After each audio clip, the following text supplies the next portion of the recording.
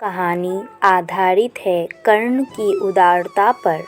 एक बार भगवान श्री कृष्ण पांडवों के साथ बातचीत कर रहे थे। भगवान उस समय कर्ण की उदारता की बार बार प्रशंसा करते थे। यह बात अर्जुन को अच्छी नहीं लगी। अर्जुन ने कहा, श्याम सुंदर, हमारे बड़े भाई धर्मराज जी से बढ़कर उदार तो कोई है नहीं, फिर आप उनके सामने कर्ण की इतनी प्रशंसा क्यों करते हैं? भगवान ने कहा, यह बात मैं तुम्हें फिर कभी समझा दूंगा। कुछ दिनों पीछे अर्जुन को साथ लेकर भगवान श्री कृष्ण धर्मराज युधिष्ठिर के राजभवन के दरवाजे पर ब्राह्मण का वेश बनाकर पहुँचे।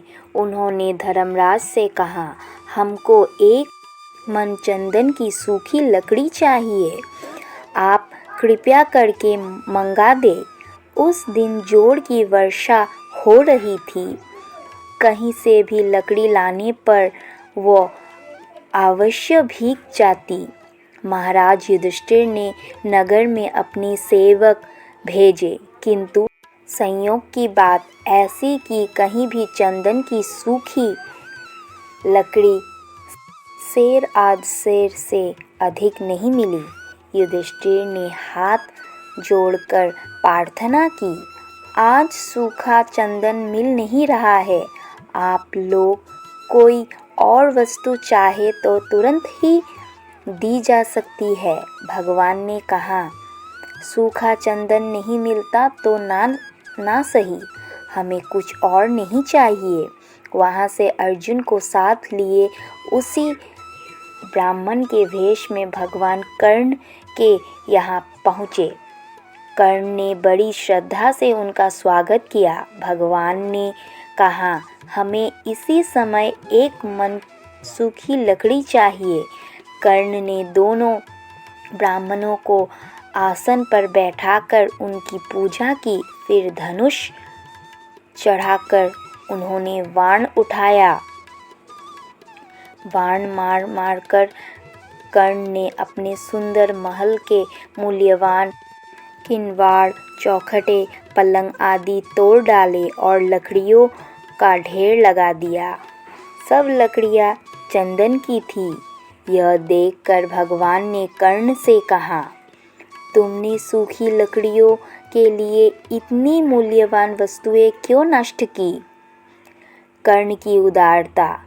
कर्ण हाथ जोड़कर बोले, इस समय वर्षा हो रही है, बाहर से लकड़ी मांगने में देर होगी, आप लोगों को रुकना पड़ेगा, लकड़ी भीग भी जाएगी। यह सब वस्तुएं तो फिर बन जाएगी, किंतु मेरे यहाँ आए अतिथि को निराश होना पड़े या कष्ट हो तो वह दुख मेरे हृदय से कभी दूर नहीं होगा। भगवान ने कर्ण की यशस्वी होने का आशीर्वाद दिया और वहाँ से अर्जुन के साथ चले आए। लौटकर भगवान ने अर्जुन से कहा, अर्जुन देखो, धर्मराज युधिष्ठिर के भवन के द्वार चौखटे भी चंदन की है। चंदन की दूसरी वस्तुएं भी राजभवन में हैं, लेकिन चंदन मांगने पर भी उन वस्तुओं को देने की याद धर्मराज को नहीं आई और सूखी लकड़ी मांगने पर भी कर्ण ने अपने घर की मूल्यवान वस्तुएं तोड़कर लकड़ी दे दी। कर्ण स्वभाव से उदार है और धर्मराज युधिष्ठिर विचार करके धर्म पर स्थिर रहते हैं।